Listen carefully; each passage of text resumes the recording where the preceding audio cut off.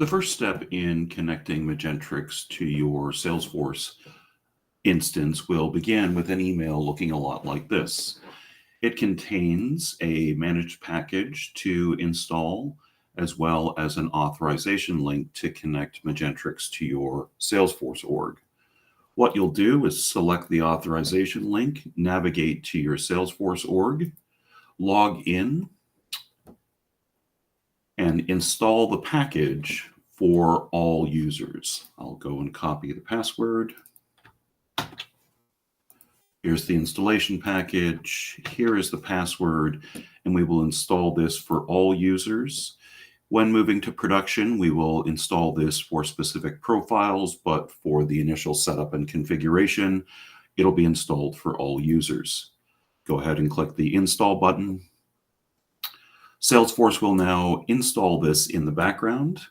As a second step, I can now authorize the connection to my Salesforce org simply by clicking on the link provided in the support email, selecting my CRM system, in this case Salesforce, and connecting this to either a production environment or a sandbox environment.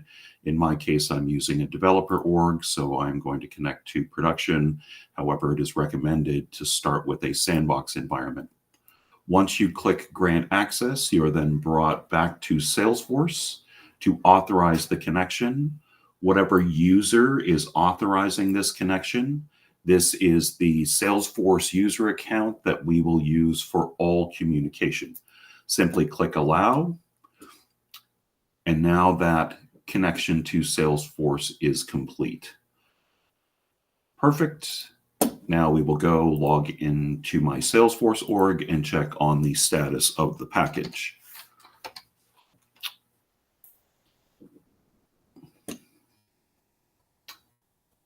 Perfect. There will be an email notification that goes out when the package is complete. We will go to the object manager, have a look at the lead object, view the available fields. These will come up as managed fields. We can see that Magentrix fields are being installed.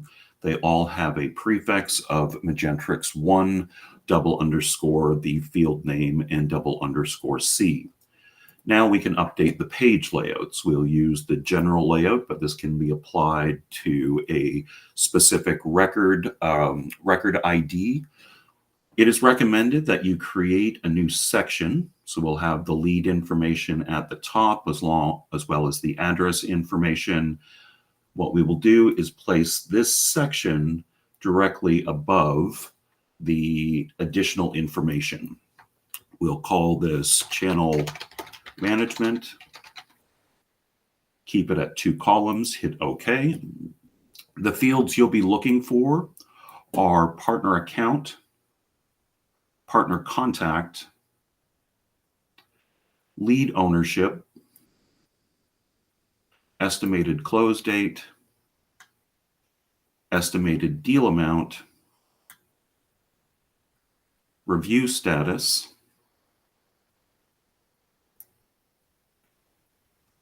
as well as accept terms.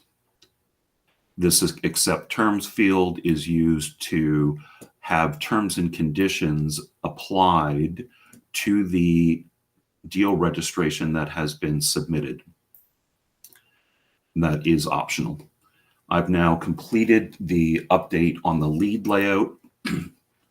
I will now do the same on the opportunity layout. I'll head back to the object manager, view the opportunity, confirm that the fields have been installed. We'll see the Magentrix1 fields here. Head over to the opportunity page layout.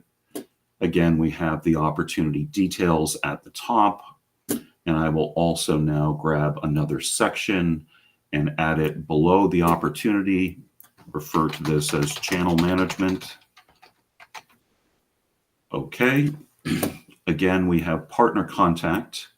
We have partner account and partner contact.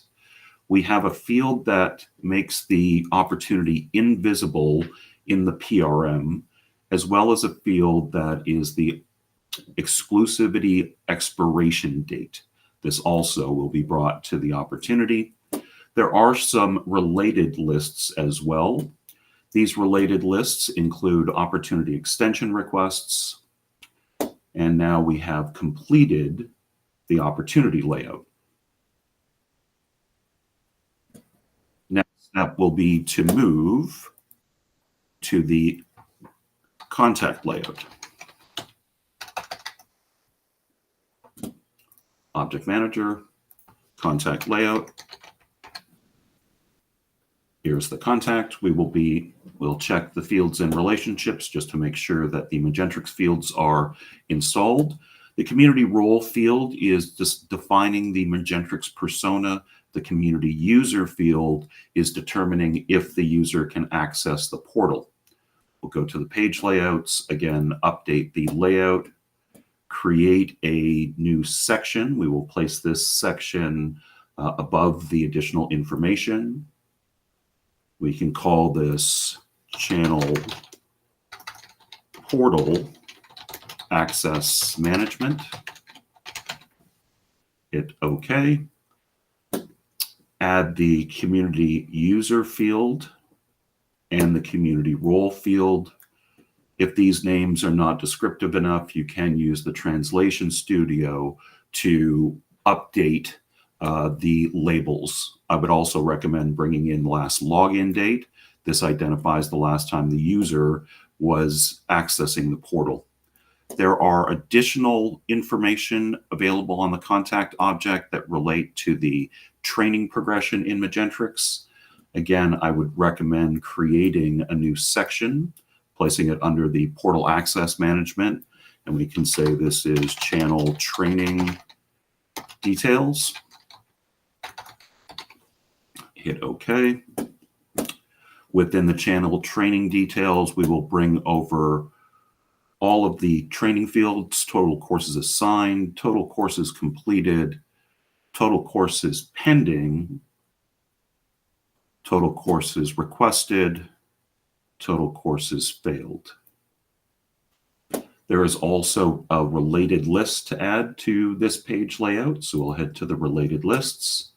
These related lists include courses and certifications, opportunity extension requests, and now I have completed the contact layout update.